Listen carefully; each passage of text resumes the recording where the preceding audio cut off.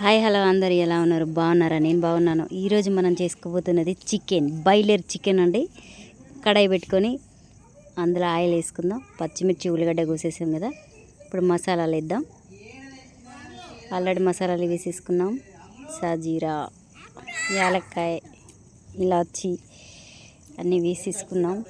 ఇప్పుడు కొంచెం సాల్ట్ వేసుకున్నామండి. పచ్చిమిర్చి ఉల్లిగడ్డ అంతా వేగాలి కదా, మంచిగా ఫ్రై కావాలి. ఫ్రై అయిన తర్వాత కాస్త అల్లం వేసుకుందాం. అల్లం మంచిగా వేగాలి. అల్లం వేగేసిన తర్వాత బాగా వేగాలండి. అల్లం గోల్డెన్ కలర్ వచ్చేసింది. అప్పుడు కదా పసుపు వేయాలి. పసుపు వేసేసుకున్నాం కదా.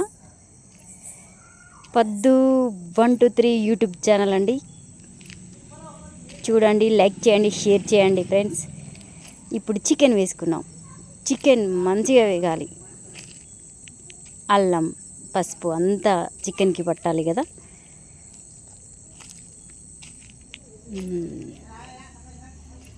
కేజీ చికెన్ అండి, మంచిగా వేగుతుంది కదా. కడాయిలు ఎంత బాగుందండి చికెన్, కలర్ఫుల్గా. చికెన్ మంచిగా వేగించుకున్న తర్వాత కాసేపు అయినాక ఒకటే టమాటా వేసుకోవాలండి. టమాటా కదిలించను, ఉడికిపోతుంది. తర్వాత కలిపేసుకున్నాక మంచిగా కారం వేసుకుందామండి. అందాద ఎంత తింటారో అంతే వేసుకోండి. కారం మంచిగా ఫ్రై కావాలండి ఆయిల్లోనే. ఇప్పటిదాకా నేను వాటర్ వేయలేదండి. అసలు చికెన్ ఉడికేటప్పుడు వాటర్ వేయద్దు. మొత్తం ఫ్రై అయ్యి కారం వేసిన తర్వాత అప్పుడు కారానికి కొంచెం అడిగంటినట్టు అయితే చూసినా అప్పుడు కదా వాటర్ వేయాలి. చూసినా మంచిగా ఫ్రై అయింది. కారంలో కూడా చికెన్ వేగుతుంది. ఇప్పుడు కదా వాటర్ వేయాలి. కొంచెం గ్రేవీ ఉండాలండి, మరీ పొడి పొడిగా ఇట్లా.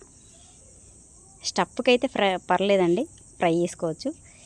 ఇలా అయితే కొంచెం కర్రీలో తింటాం కదా, కొంచెం గ్రేవీ ఉంటే చాలా బాగుంటుంది. చూసారా ఎలా ఉడుకుతుందో చికెన్. బాగుంది. చికెన్ ఉడకడం అయిపోయింది. ఎలా ఉందండి చికెన్? సూపర్ కదా. కొంచెం మసాలా ధనియాల పౌడర్ వేసుకుంటే, ధనియాల పౌడర్, గరం మసాలా రెడీ. అంత బాగా కలిపేసుకున్న తర్వాత చికెన్ అయిందంటే, ఆయిల్ పైకి వచ్చిందంటే అయింది అన్నట్టే కదండి. ఇప్పుడు కొత్తిమీర వేసుకొని దింపేసుకుంటే చాలా చాలా టేస్టీగా ఉంటుందండి చికెన్. సూపర్.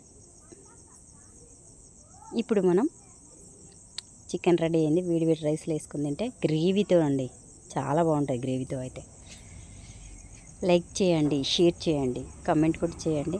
ఎలా ఉందో చేసుకొని తినేయండి. Thank you.